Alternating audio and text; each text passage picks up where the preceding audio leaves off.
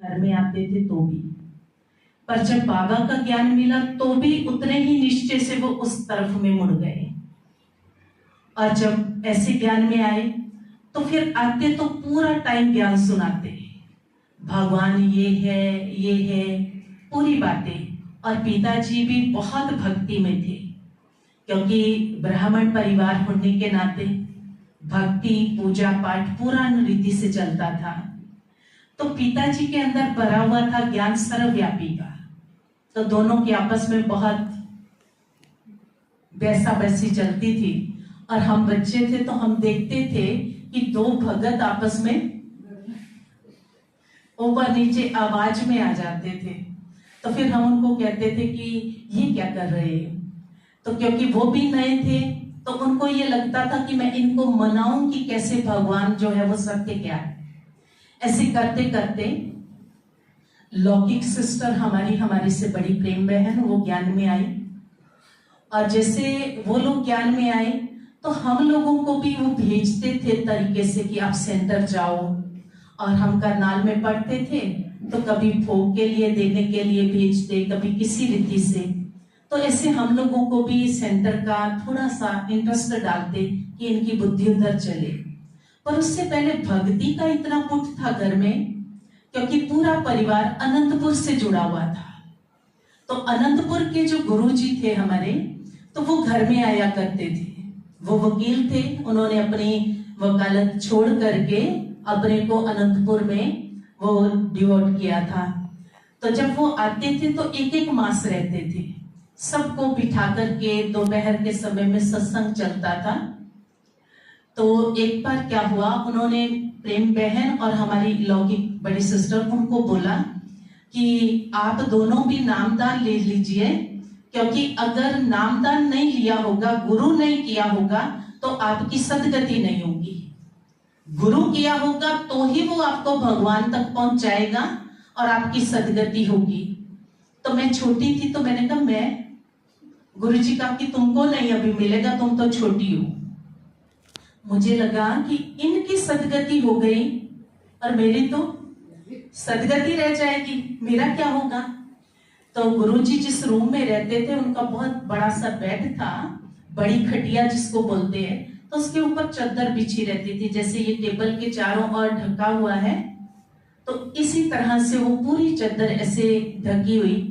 तो बहनों को उन्होंने कहा कि इतने बजे ये प्रसाद लेके ऐसे करके आप आकर के बैठना, तो फिर आपको नामदान दिया जाएगा। अभी मैंने सोचा मुझे तो मना कर दिया, पर नामदान तो मुझे भी चाहिए ना, नहीं तो मेरी सदगति रह जाएगी। मैंने क्या किया, मैं उनसे पहले गुरुजी की खटिया के नीचे घुस के बैठ गई। और जब उनको नामदान दिया, गुरुजी ने मंत्र दिया, लेकिन उनको मंत्र देने के बाद वो लोग बाहर आए तो मैं भी बाहर आई। बाहर आकर के मैंने तो नाम मंत्र का जोर जोर से उच्चारण शुरू कर दिया, सोहम सोहम। अभी वो देखे कि गुरुजी ने कहा था नाम मंत्र बार बताना नहीं किसी को। बोला तुम कैसे मंत्र जानती हो। मैं कहा मैं तुम्हारे गुरु की खटिया के नीचे थी, क्योंकि गुरु ने मना किया था तो मुझे भी तो चाहिए। तो माना आज उस मंत्र का पता चलता है, बाबा सुनाते हैं कि इसका मतलब क्या है। लेकिन तब तक ये नहीं पता था कि मंत्र मतलब क्या और मंत्र से होगा क्या। पर गुरु ने डाला तो सदगति होगी, तो वो सोचती।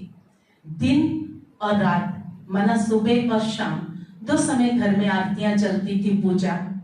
और 1 घंटा बिठा करके भोजन से पहले पिताजी कहते थे पहले मंत्र बोलो तब भोजन मिलेगा, जब तक मंत्र उच्चारण नहीं होंगे तब तक भोजन नहीं। तो माना सब बैठेंगे, आरती गाएंगे, धूप दीप जलाएंगे, तब अगला प्रोग्राम चालू होगा। और गुरुजी घर में है तो सबसे पहले गुरुजी को भोजन मिलेगा। बच्चे तो वो भी लगता था 1 मास तक बिठा देते हैं इनको बुला के, है ना। तो बच्चों को क्या लगता है पहले हमारा नंबर, तो वो चीजें चलती थी।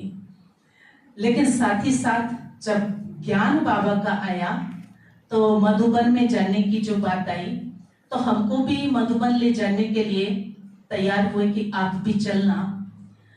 तो ऐसा लगा कि जैसे मधुबन जाएंगे क्या होगा, शुरू शुरू में इतना ज्यादा निश्चय भी नहीं बैठता है।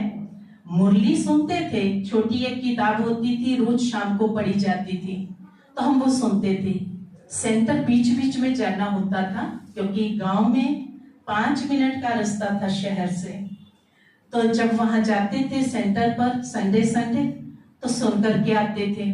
लेकिन जब बाबा के घर में गए तो पहली बार जाने से मनोहर दादी जी ने हमको जैसे देखा, क्योंकि दादी जी 58 से लेकर के 69 तक करनाल में रहे, तो इसलिए दादी जी बहुत अच्छी रीति से, जिसे करनाल निवासियों को वैसे तो सब बेहद का परिवार दादियों का था, लेकिन विशेष कर उनकी नजर रहती थी और कन्याओं पर तो विशेष ही रहती थी। तो जब हमें मिलाया तो दादी ने मुझे ऐसे देखा, बोला तुमको तो छोड़ूंगी नहीं। माना एक ही शब्द था दादी का, और वो शब्द भी ऐसे था जैसे अंदर तक चला गया। अंदर तक गया तो मुझे भी लगा कि मुझे जाना ही नहीं है वापिस। अभी जब पहले 7 रोज रहा करते थे, तो जब बोला कि चलो अब वापिस चलने का, तो मैंने कहा नहीं, मुझे तो दादी ने बोला है तो मुझे नहीं जाना है, मुझे तो यहीं पे रुकना है। बोला नहीं, घर के ऐसे थोड़ी छुट्टी देंगे, अभी तो चलो, और घर को से छुट्टी लेकर के अगर वो देंगे तो आप वापिस आना। तो वहां से तो हम जब पहली बार जाते हैं तो सभी को पता है हम लोग कैसे लौटते हैं। अश्रुधारा बह रही होती है और हम सभी वहां से लौट रहे होते हैं, तो वही सीन सेम टू सेम थी। लेकिन अंदर में ये ऐसा हो गया था कि मुझे तो बस जाना है, मुझे जाना है। आए, दादी ने साथ में ये भी कहा कि पढ़ाई पढ़ो, पूरी करो, वो सारी चीजें थी।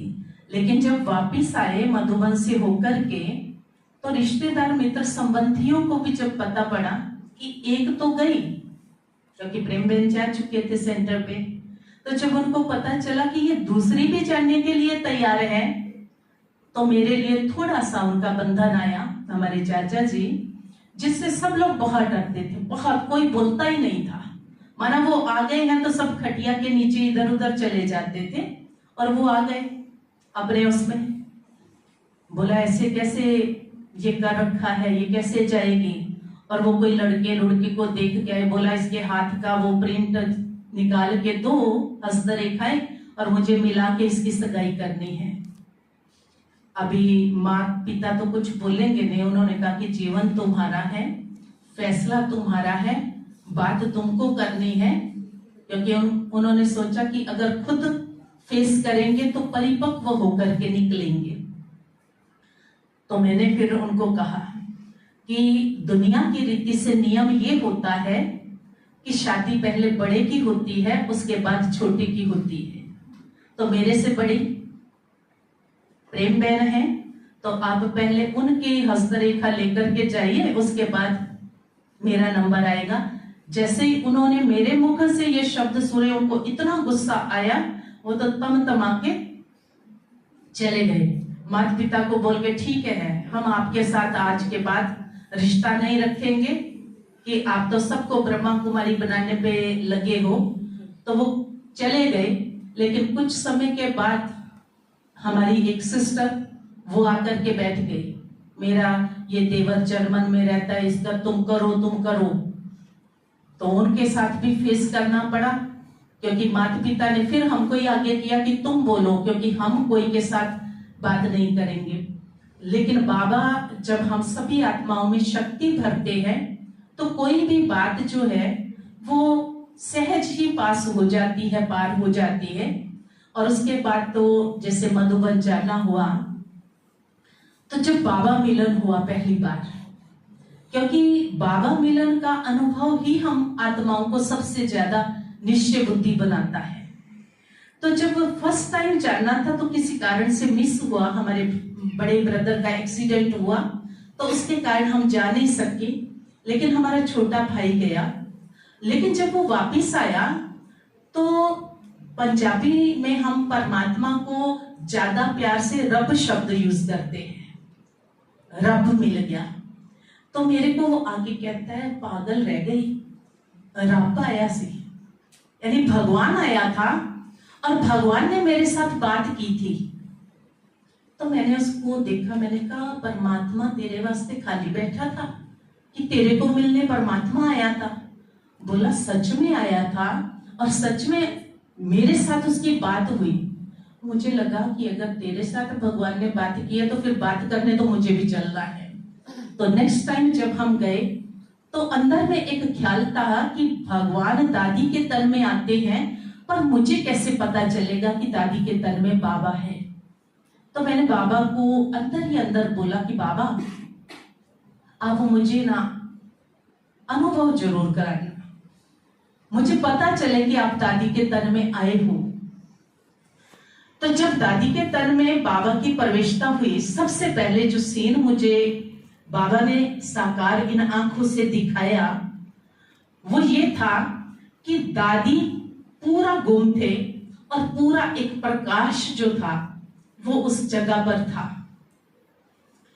और उसके साथ जैसे ही प्रकाश धीरे धीरे वो कम हुआ, मैं देख रही हूं, मेरे आंखें नम है और देखते देखते जिसे बाबा जब वो तन दिखा रहे हैं तो वो तन भी नहीं, ये मस्तक दिखाया जा रहा है और वो मस्तक बहुत बड़ा है, जिसमें बाबा का एक चित्र है जो हम सभी ने देखा। वो चित्र मेरे सामने लगा हुआ है, ब्रह्मा बाबा खड़े हैं और ये हाथ आगे हैं, उसमें बाबा के हाथ पीछे है। और ये पोर्शन में बाबा को मुझे खड़ा हुआ दिखाया कि ब्रह्मा बाप खड़े हैं। और उसके साथ साथ क्या दिखाया कि मुझे ये था कि बाबा मुझे देखेगा, इतने बड़े हॉल में हम बैठेंगे तो बाबा मुझे देखेगा, मुझे कैसे पता चलेगा कि बाबा आप मुझे देख रहे हो।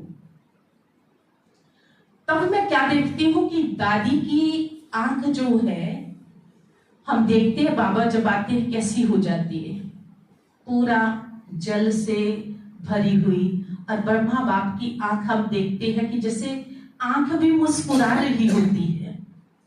तो मैं क्या देखती हूँ, एक बहुत बड़ी आंख है और ये जो चीज है ना, जितना बड़ा हमारा सिर है, ये आंख के अंदर का जो काला वाला पार्ट है वो इतना बड़ा है और वो इतनी बड़ी आंख है, एक ही आंख वो मुझे देख रही है। और मैं अंदर से कह रही हूँ बाबा मुझे निश्चय हो गया कि आप दादी के तन में हैं। वो सीन इतना सुंदर था कि जिसमें मैं मगन थी और मैं अपनी सुध बुद्ध को खोए हुए थी। ऐसा सुंदर अलौकिक अनुभव बाबा ने दादी के तन के द्वारा, जब दादी के तन में प्रवेशता हुई, मुझे कराया। और उसके साथ साथ बाबा कहते जैसे निश्चय बुद्धि होते चले जाते, तो दादी चंद्रमणि और दादी मनोहर इंदिरा जी दोनों का इतना प्यार मिला कि जैसे एक छोटे बच्चे को कोई पालता है, इस तरह से मैं देखती थी कि दादी ऐसे प्यार कर करके तो जैसे हमको परिपक्व बना रहे थे, क्योंकि परिवर्तन का आधार ही प्यार है। और परमात्मा प्यार और दादियों का प्यार हमारे जीवन से कमियों को सहज ही निकाल देता है। मैं सेवा में दादी के पास जाती थी, 6 मास मधुबन पांडव भवन में रहे और दादी मनोहर इंदिरा जी के ऊपर में कमरा था जहाँ शीलूबेन भागबेन रहते थे, उनके पास एक बड़ा रूम था। हमेशा दादी जी उन कमरे में हमको रखते थे। और फर्स्ट टाइम जब मैं गई तो दादी जी ने मेरी सेवा लगाई, अमृत वेले मुझे आकर के आपको चाय देनी है 3 बजे। तो आप समझ सकते हैं कि अमृत वेले का पाठ दादी ने तभी पक्का कराया। चंद्रमणि दादी जी बहुत प्यार से कभी कभी पूछते थे, निर्मल अमृत वेला गए थे? तो हम कहते थे जी दादी। लेकिन दादियां परिपक्व बनाने के लिए परीक्षा भी लेते थे। दादी पूछते, अच्छा आज अमृत वेला किसने कराया था? यानी आप गए होंगे तो आपको उस चीज का पता होगा। तो माना इस रीति से दादियों की बहुत प्यार की पालना हमारे इस जीवन के फाउंडेशन का आधार है। ये दादियों की देन है जो आज हम ब्रह्मा कुमारी जीवन में, क्योंकि शुरू में जब मैं आई थी तो कुछ बहनें मुझे फैशनेबल ब्रह्मा कुमारी कहती थी हील पहनना, ये करना, तो उनको लगता था, मैं कहती थी मैं क्या करती हूँ, चप्पल सब पहनते, मैंने भी पहनी, मैं क्या कर रही हूँ। तो मेरा नाम ही रखा हुआ था विशेष, हमारी बहन। तो इस तरह से, और वर्तमान समय हमारे लौकिक परिवार से 8 ब्रह्मा कुमारी बहनें जो सेवा पर समर्पित है बाबा के यज्ञ में। और ये सौभाग्य दिया हमारे माता पिता ने, जो बाबा के बहुत अनन्य बच्चे थे, जो सेंटर पर रह करके ही सेवाएं देते रहे, और जिन्होंने ही हम सभी को भी प्रेरणाएं दी, और अंत घड़ी तक बाबा के घर में बहुत बेहद की सेवाओं में। और हमारे को भी वो इस रीति से देखते थे, ये हमारी दीदियां हैं, और हमेशा कहते थे हाँ जी बहन जी क्या करना है। पिताजी हमसे पूछ करके जिस भी सेंटर पर हम कहते थे, क्योंकि 6 सेवा केंद्र और लगभग 18 बहनें हैं जो हमारे साथ सेवा में सहयोगी बनकर सेवाएं दे रही हैं। तो इस तरह से बाबा का ये कार्य करने का सौभाग्य बाबा ने दिया है। बाबा का और दादियों का बहुत बहुत दिल से शुक्रिया, जिन्होंने हमारा जीवन बनाया। और यहाँ पहुंचने के लिए हरीश भाई जी का बहुत बहुत दिल से शुक्रिया, आपकी प्रेरणाओं से हम यहाँ आ पाए। ओम शांति।